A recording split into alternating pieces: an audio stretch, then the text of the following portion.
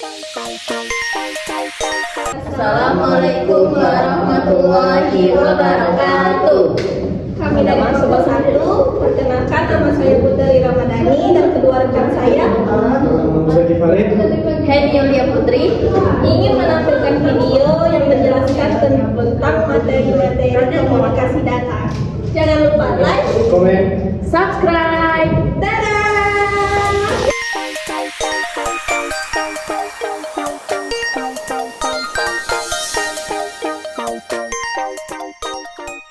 Berikut adapun topik yang akan dibahas. Pertama, pengantar komunikasi data. Kedua, pemodelan komunikasi data. Dan ketiga, layer utama pada model OSI. Topik pertama, pengantar komunikasi data.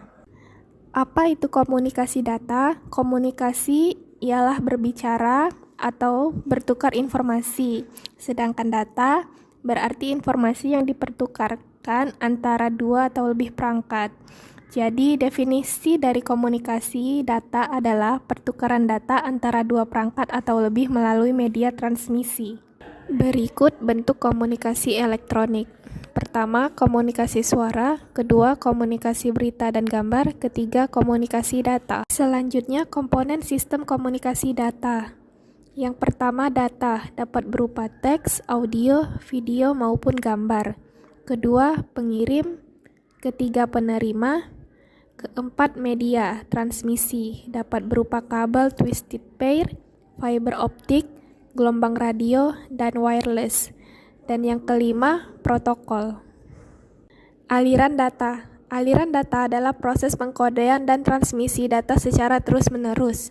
Aliran data dapat berupa baseband atau full duplex, yaitu komunikasi dua arah timbal balik secara bersamaan.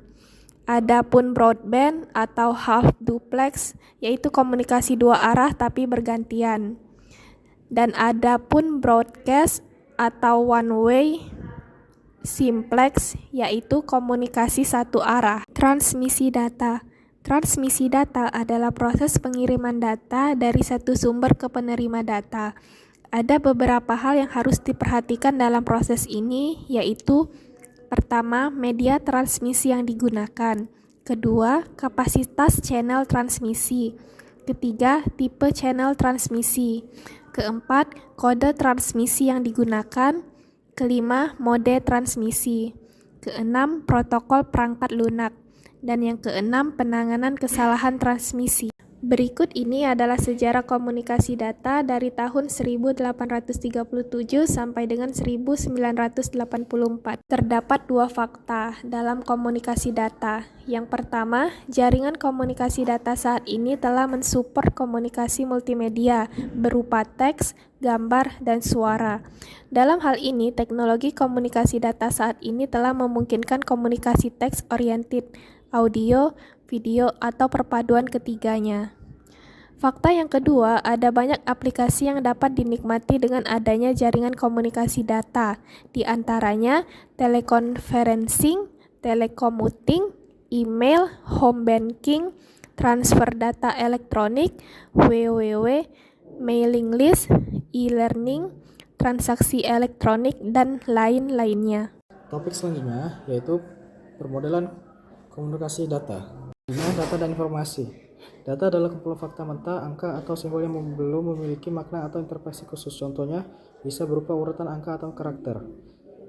Sedangkan informasi di sisi lain adalah hasil dari pengolahan data yang memberikan makna atau konteks tertentu.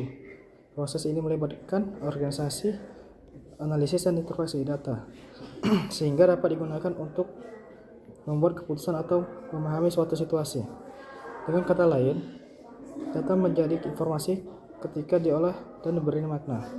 Sebagai analogi, data seperti bahan mentah, sementara informasi seperti produk jadi yang bermanfaat. Adapun data dalam jaringan, dalam konteks jaringan komputer, data merujuk pada informasi yang dikirim dan diterima antar perangkat yang terhubung. Data ini bisa berupa teks, gambar, suara, atau bentuk informasi lainnya. Model referensi TCP/IP dan OSI. TCP/IP model memiliki 4 layer. Yang pertama, application layer, kedua, transport layer, ketiga, internet layer, dan keempat, network access layer. Sedangkan OSI model memiliki 7 layer, yaitu yang pertama application layer, kedua presentasi layer, ketiga session layer, keempat transport layer, kelima network layer, keenam data link layer, ketujuh physical layer. Pendekatan model OSI. Dalam konteks pengiriman data melalui model OSI, pendekatan pengirim dan penerima dapat dijelaskan sebagai berikut. Topik terakhir adalah layer utama pada model OSI. Lapisan pertama adalah lapisan aplikasi atau yang biasa disebut application layer. Application layer berada pada lapisan pertama saat data dikirim dan lapisan ketujuh saat data diterima. Langsung berinteraksi dengan pengguna dan memungkinkan akses ke jaringan melalui perangkat lunak. Fungsi utamanya melibatkan definisi konten. Lapisan kedua adalah lapisan presentasi atau biasa disebut dengan presentation layer. Presentation layer berada pada lapisan kedua saat data dikirim dan lapisan keenam saat diterima. Merupakan bagian dari model OSI. Lapisan selanjutnya adalah lapisan sesi atau biasa disebut dengan session layer. Session layer pada lapisan ketiga saat pengiriman data dan kelima saat penerimaan data. Mengelola dialog dan koneksi antar node. Lapisan selanjutnya adalah lapisan pengangkutan atau biasa disebut dengan transport layer. Transport layer berada pada lapisan keempat saat data dikirim dan lapisan keempat saat diterima. Mengelola koneksi dan memecah data. Lapisan selanjutnya adalah lapisan jaringan atau biasa disebut dengan network layer. Network layer berada pada lapisan kelima saat data dikirim dan lapisan ketiga saat data diterima. Lapisan ini memfasilitasi transmisi data di antara data link layer dan transport layer. Berperan dalam menentukan tujuan data dengan IP address. Lapisan selanjutnya adalah lapisan tautan data atau biasa disebut dengan data link layer. Data link layer berada pada lapisan keenam saat data dikirim dan lapisan kedua saat data diterima. Lapisan ini memfasilitasi pengiriman data antar jaringan.